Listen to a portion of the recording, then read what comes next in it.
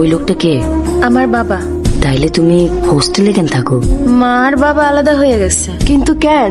ওরা একজন আরেকজনের পছন্দ করে না, এই জন্য। আমার 1 মাসের খরচ বাবা দেয়, আর অন্য মাসের খরচ আমার মা দেয়। মনের ভেতরে এত কষ্ট নিয়ে সবসময় কেমনে হাসো তুমি?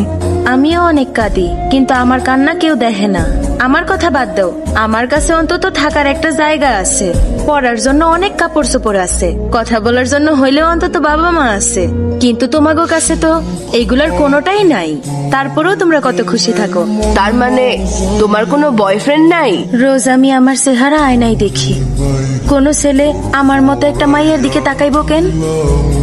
তোমরা আমারই SBM বলে ডাকো, যার মানে সাদা বেগুনওয়ালা মুখ, তাই না? আরে না, ব্যাপারটা এরম। সরি রে। সমস্যা নাই মানজা, এখানে সরি বলারই বা কি আছে? আমি ঠিক মতো পড়ালেখা না করলে সেটা আমার দোষ, কিন্তু দেখতে এমন, তাতে আমার কি দোষ? আমি জন্মই নিছি এমনি, এটা কি আমার দোষ? আহা হা হা হা, দেখো কেমনে ঘুমাইতাছে লাট সাহেবের পোলা একটা। ওই ওর তাড়াতাড়ি। হ্যাঁ ওই উঠোস না। দিদি এসে, দিদি এসে। ওই, দিদি। অহন ধইরা পিটামো কিন্তু।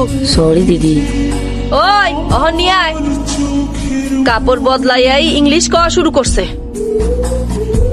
দেখ কেমন হিরোর মতো সাজছে। ওই সোজা হইয়া বা। অনেক শখ হইছে না? কাল থেকে কিছু খাইছস তোরা? চেহারা দেখেই তো সব বোঝা যাইতাছে। আরে পেট ভইরা খা। খাবারে ইন্দুরের বিষ দেওয়া দরকার ছিল। মা চুপ করো, একটু করে খাইতে দাও। একদিন যদি এরা কাম না করে তাইলেই খাবার জোটে না। প্রেম করতে আইছে, তাও আবার এই বয়সে। বস্তা উঠানো ছাড়া তো আর কিছু পারস না। ঠিক কইছো দিদি, আমরা পারি না কিছু। আমাকে তো কেউ নাই। যদি আপনার ঘরে জন্মাইতাম তাহলে তো চাঁদনির মতো ইউনিফর্ম পরে স্কুলে যাইতাম। আর যদি চাঁদনির কেউ না থাকতো তাহলে চাঁদনিও মার্কেটে বস্তা তুলতো।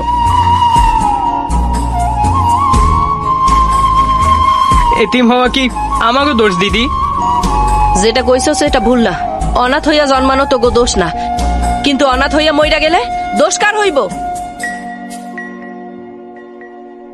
ঘুমাইতেছে না তোর? দিদির কথাটা খালি মাথায় আইতেছে আর ডর লাগতেছে। ভাবতাছি রাত 3টায় তো ট্রাক আহে, আমাকে কাজও 8টার মধ্যে শেষ হয়ে যায়। এরপর আমাকে নতুন কাজ খোঁজা উচিত। আমি প্রেমের